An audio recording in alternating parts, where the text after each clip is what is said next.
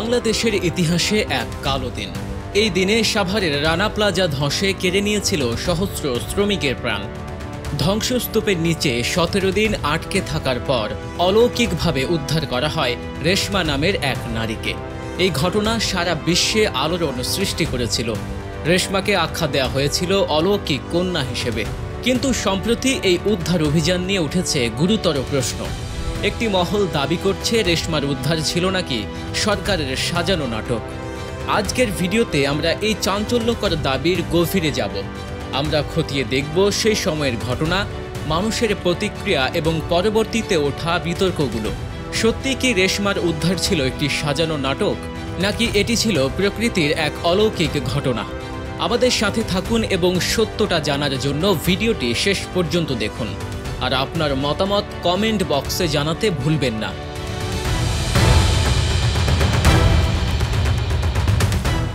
২০১৩ সালের ২৪শে এপ্রিল বাংলাদেশের ইতিহাসে এক গভীর শোকের দিন। সেদিন সকালে ঢাকার সাভারে রানা প্লাজা নামক একটি ৮ তলা বাণিজ্যিক ভবন ধসে পড়ে। এই মর্মান্তিক দুর্ঘটনায় প্রাণ হারান ১,১৭৫ জন নিরীহ গার্মেন্টস কর্মী, যাদের অধিকাংশই ছিলেন নারী। তাদের স্বপ্ন, তাদের পরিবার, তাদের ভবিষ্যৎ সবকিছু চাপা পড়ে গিয়েছিল কংক্রিটের স্তূপের নিচে। ভয়াবহ সেই দৃশ্য, স্বজন হারানো মানুষের আর্তনাদ আজও দেশের মানুষকে তাড়া করে ফেলে।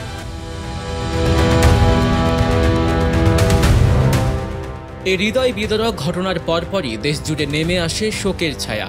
কিন্তু অভিযোগ উঠেছে, সেই শোকাবহ পরিস্থিতিতেও তৎকালীন প্রধানমন্ত্রী শেখ হাসিনা অমানবিক রাজনীতি করতে দ্বিধা করেননি। রানা প্লাজা ধসের ১৭ দিন পর যখন উদ্ধার অভিযান প্রায় শেষের দিকে, তখন আকস্মিকভাবে গণমাধ্যমের সামনে আসে রেশমা নামের এক গার্মেন্টস কর্মীর জীবিত উদ্ধারের খবর।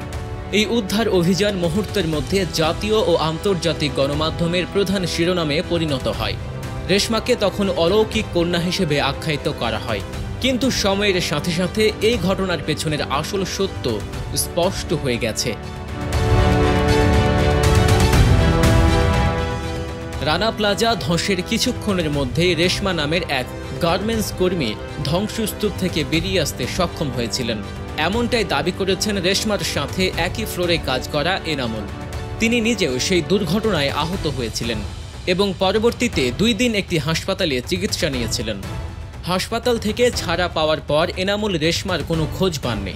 রেশমা তখন থেকে নিখোঁজ ছিলেন। তবে ঘটনার ১৭ দিন পর যখন দেশবাসী রানা প্লাজার হতাহতদের জন্য শোক পালন করছিল, তখন গণমাধ্যমে রেশমাকে জীবিত উদ্ধারের খবর প্রচারিত হয়। টেলিভিশনের পর্দায় এই দৃশ্য দেখে হতবাক হয়ে যান এনামুল, কারণ তিনি জানতেন রেশমা দুর্ঘটনার পরপরই ধ্বংসস্তূপ থেকে বেরিয়ে এসেছিলেন। শুধু এনামুলের দেয়া তথ্যই নয়, রেশমাকে উদ্ধারের পরবর্তী কিছু দৃশ্য এমন তথ্য জনমনে সন্দেহের উদ্রেক করে। উদ্ধার অভিযানের পর দেখা যায় রেশমার গায়ে পরিহিত জামাটি ছিল একদম নতুন এবং অক্ষত, যা ১৭ দিন ধরে ধ্বংসস্তূপের নিচে থাকার পর অবিশ্বাস্য।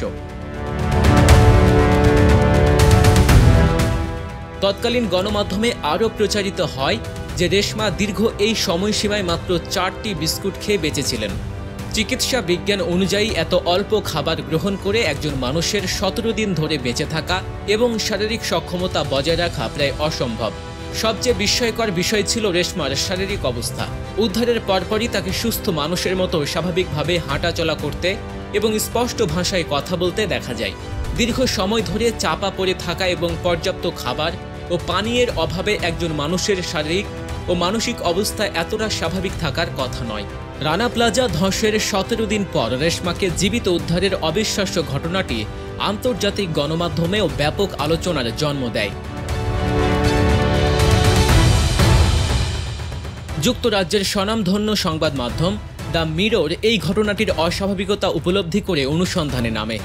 পরবর্তীতে তারা একটি অনুসন্ধানী প্রতিবেদন প্রকাশ করে, যেখানে তারা দাবি করে যে বিশাল ধ্বংসস্তূপ থেকে রেশমাকে অক্ষত ও স্বাভাবিকভাবে উদ্ধারের দৃশ্যটি ছিল সম্পূর্ণরূপে সরকারের পূর্ব পরিকল্পিত একটি নাটক।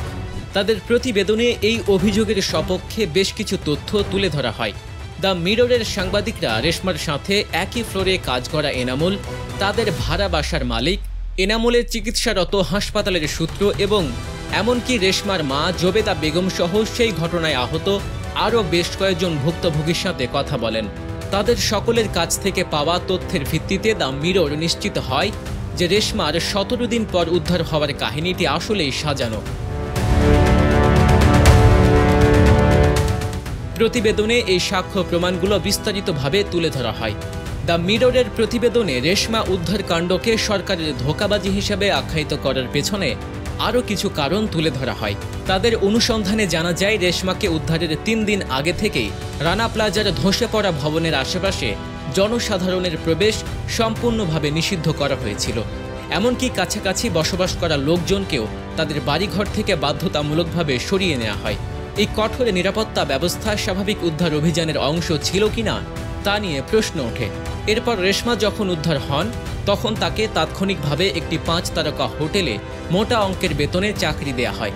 এই অপ্রত্যাশিত সুযোগ সুবিধা রেশমার প্রতি সরকারের বিশেষ মনোযোগ এবং ঘটনার বিশ্বাসযোগ্যতা নিয়ে সন্দেহ আরও বাড়িয়ে তোলে।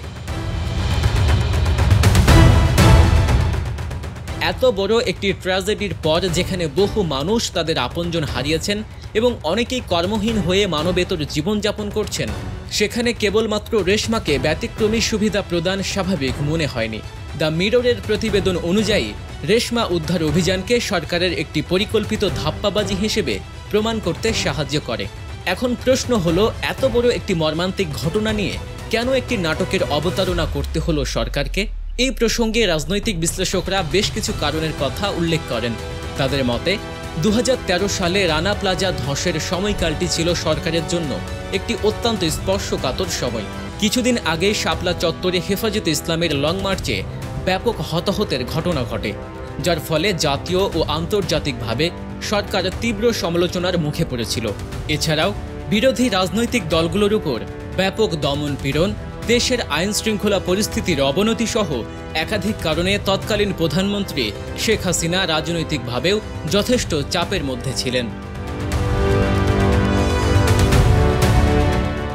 বিশ্লেষকদের ধারণা, রানা প্লাজার উদ্ধার অভিযানে সরকারের প্রাথমিক পর্যায়ের ব্যর্থতা এবং ভবন নির্মাণে অনিয়ম ও গাফিলতির বিষয়গুলো জনসম্মুখে আসায় সরকারের ভাবমূর্তি আরও ক্ষতিগ্রস্ত হয়।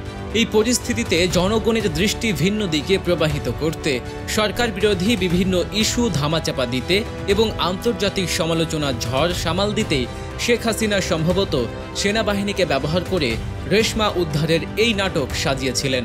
তাদের মতে, একটি অলৌকিক উদ্ধার কাহিনীর মাধ্যমে জনগণের সহানুভূতি অর্জন এবং সরকারের ভাবমূর্তি পুনরুদ্ধারের চেষ্টা করা হয়েছিল। রানা প্লাজা ধসের ঘটনা বাংলাদেশের ইতিহাসে এক গভীর ক্ষত। যেখানে প্রাণ হারিয়েছেন সহস্র শ্রমিক, সেখানে রেশমার উদ্ধার নিয়ে ওঠা বিতর্ক আজও আলোচনার ঝড় তোলে।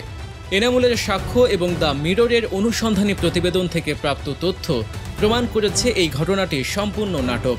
এই নাটক কেবল ভুক্তভোগী পরিবারগুলোর সাথে প্রতারণা নয়, বরং একটি জাতি হিসেবে আমাদের বিবেককেও দংশন করে। এমন একটি মর্মান্তিক ঘটনাকে রাজনৈতিক হাতিয়ার হিসেবে ব্যবহার করার চেষ্টা নিঃসন্দেহে নিন্দনীয়। প্রিয় দর্শক, আপনাদের এই বিষয়ে কোনো মতামত থাকলে তা কমেন্ট বক্সে জানাতে পারেন। ভিডিওটি ভালো লাগলে লাইক ও শেয়ার করতে ভুলবেন না। ধন্যবাদ।